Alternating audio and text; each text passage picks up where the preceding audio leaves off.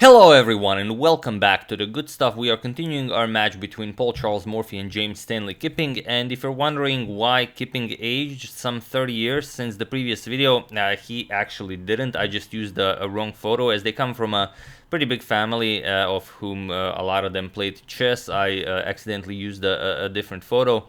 So this is actually chess master James Stanley Kipping, not the younger gentleman I've shown you in the previous video. So that being said, let's check out the game. And also, if you are just joining in, know that you can always check out the entire Morphy saga from the beginning. The link will be the first thing you see in the description below. And if by any chance this is too much for you, you can also check out the first game between these two gentlemen, as it's also quite a beauty. So getting back to the game, I will also just mention that Morphy decided to go to Birmingham tournament, which opened on August 24th, only after the tournament started, and that is on August 26th. So this is also a small part from Lawson's book. Like we mentioned, Morphy did not want to arrive before the tournament started because it would be too hard for him not to actually join the tournament. It would be like, you know, I'm there, I must play chess. So this decision remained quite incomprehensible, as he could have played against Staunton participating in the tournament. But Morphy, like we already said, did not want to face Staunton in a tournament. He wanted to face him in a match, let's say over a course of 10 games, and then to see who is actually better. Because just winning one game in a tournament would not really state that he's the better player. And he did not travel to England just so he could maybe be a better player.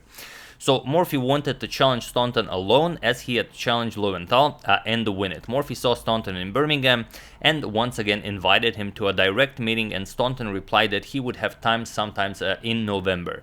To compensate for the disappointment of the participants, Morphy offered the committee to play a blindfold simultaneous with 8 players on August 27th. So Thomas Avery persuaded the American to play 2 games in the meantime with the secretary of the chess club, Mr. James Stanley Kipping. This is Mr. James Stanley Kipping, the secretary of the chess club, also chess master.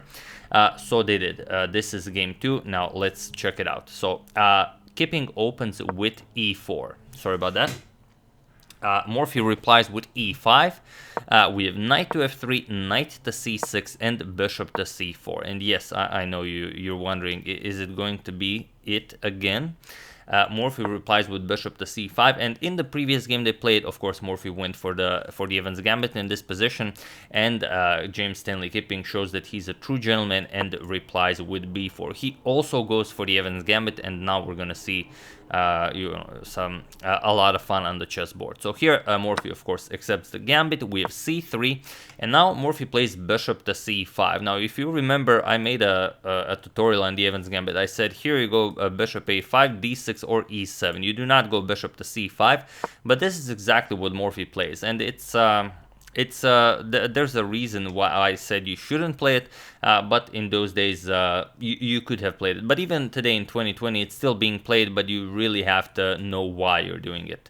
So here we have d4, e captures on d4, and now c captures on d4, immediately recapturing towards the center, although a bit more ambitious play would be something like maybe castles or developing the queen. But okay, c captures on d4, challenging the bishop, and now not the bishop to b4 check, Morphy goes back, bishop to b6, and here again, you could go for something like castles, but Kipping immediately goes for d5 and attacks Morphy's knight. So Morphy has to go to a5, knight to a5 attacks the bishop, and bishop to d3.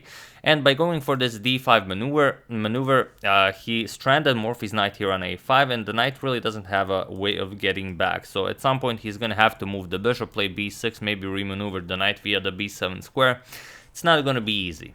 So here d6 and bishop to b2. White's bishop pair is very nice here. It's not fully operational yet, but you know, if this e-pawn, for example, disappears or gets sacrificed or gets traded off, it's just going to be a beautiful bishop pair.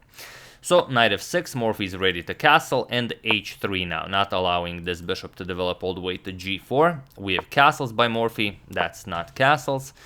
Castles by Morphy and castles by Kipping. And now knight to h5. Morphy now says, okay, you've developed your bishop to this diagonal. The f4 square is available. The g3 square is also available, as the f pawn is pinned. You will not be able to capture with the pawn, since the bishop controls this diagonal. And it just makes sense to play knight to h5. Also, he makes room for the f5 pawn. So queen d2 takes care of the f4 square, but now just f5 as planned. We have knight to a3, getting the knight into the game, and now comes knight to g3 by Morphy, putting pressure on the rook. Like I said, the knight cannot be captured. Rook f to e1, and now f captures on e4. With this maneuver, Morphy destroyed White's great center, and he will later undermine it with c6. So bishop captures on e4, and now bishop to f5, developing well, also offering to trade off a pair of bishops with bishop captures. And here Morphy captured with the knight, although capturing with the rook would have been more precise, as the knight still controls the very important e4 square, and this is exactly White's next move. So here Morphy captured back with the knight, but now rook to e4. What do you play now? We have queen to d7 by Morphy, and now comes bishop to c3. And it seems like Morphy blundered a piece, because the knight is under attack and you don't have any squares you can move it to, and there's no way to add another defender to the knight. But Morphy planned all of this out. He just plays bishop to c5. And now the knight is under attack as well, so if you capture on a5, Morphy captures on a3. So knight back to c2, and now comes b6, and the knight is nicely defended. And even though it seems like you can win a pawn here on the queen side, and sometimes you should win a pawn, this is not one of those cases. If you go for the pawn here, captures, captures, and captures, then black can just get a completely dominating position. Knight g3, now with an attack on the rook. And if you move the rook, let's say back to e1, now you can go rook captures on f3, and White's position just falls apart. For example, captures, captures, queen captures on h3, and there is no defense against checkmate here. So here, after b6, of course, Kipping ignores the knight. He's not some novice. Kipping is also a chess master. We have queen to g5, now bringing the queen into the attack. Now there's a lot of pressure on the g7 pawn, and Morphy needs to be careful. So rook 8 to e8, of course you have to bring that last rook into the game, and Kipping does the same. He doubles up on the e-file, and Morphy trades once with captures, captures, and now h6, getting rid of Kipping's queen. Queen back to g4. Now there could be some problems here if this knight is attacked one time too many. The knight cannot move the queen on d7 would hang. So here Morphy plays rook to f7, and the queen is now nicely defended. We have rook to e6 by Kipping, and here Morphy just goes after the defender of the rook, c6. Like we said later, the d5 pawn will be undermined with this c6 move. And here, I'm not going to tell you what Kipping played just yet, because there's a very sneaky line, and there's a beautiful move White can play here, not to win the game or anything, but it's just the strongest move in the position. So I think it'd be really good for you if you tried to spot this move. So feel free to pause the video here and try to find the absolute best move for White while I give you a couple of seconds.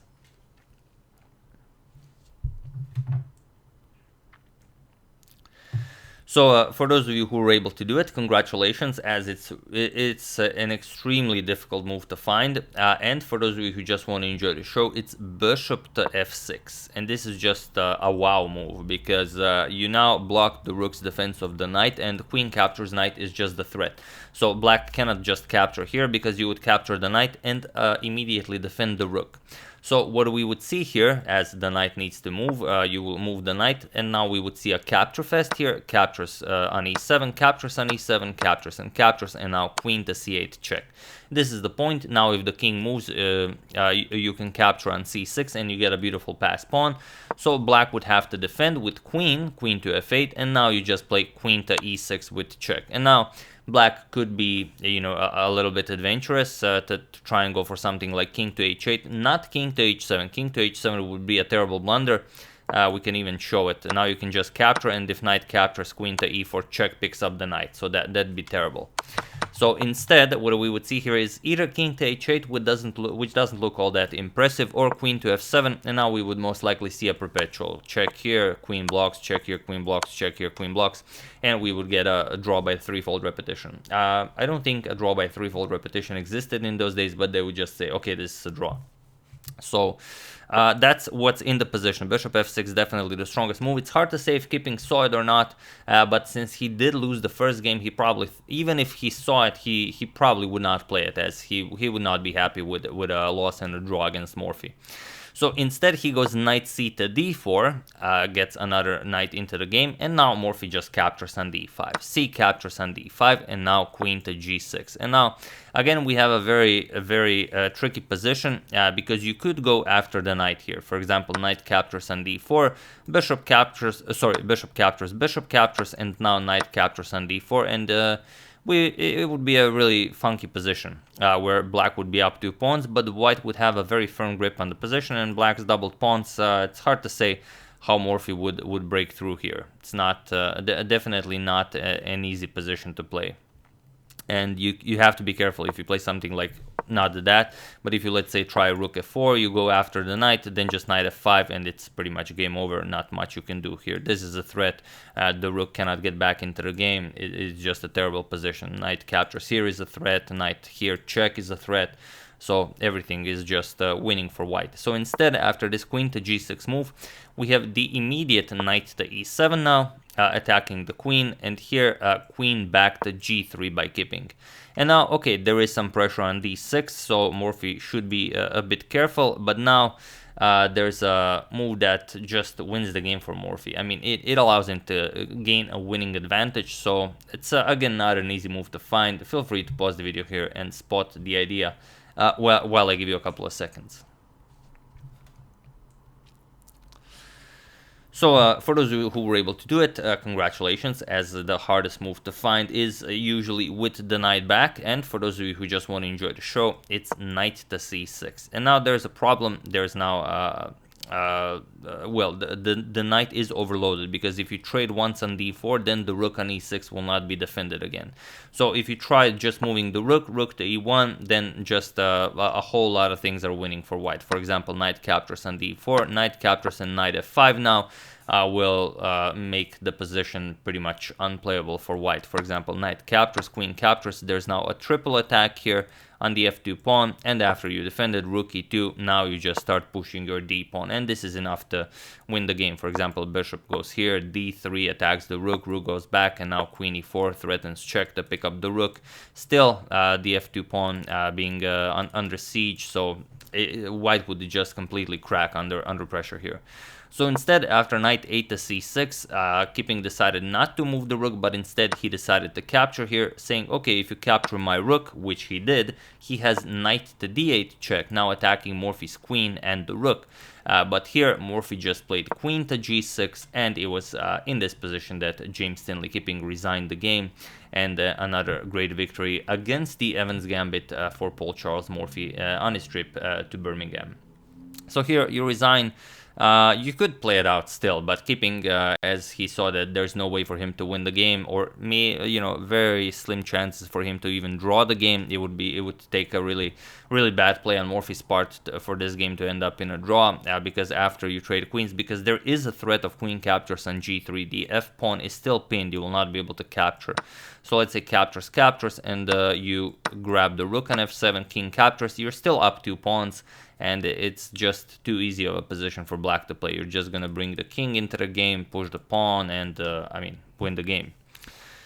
So yeah, Kipping saw all of this, and he said, okay, it's time to call it a day. And yeah, of course, another great victory for Paul Morphy.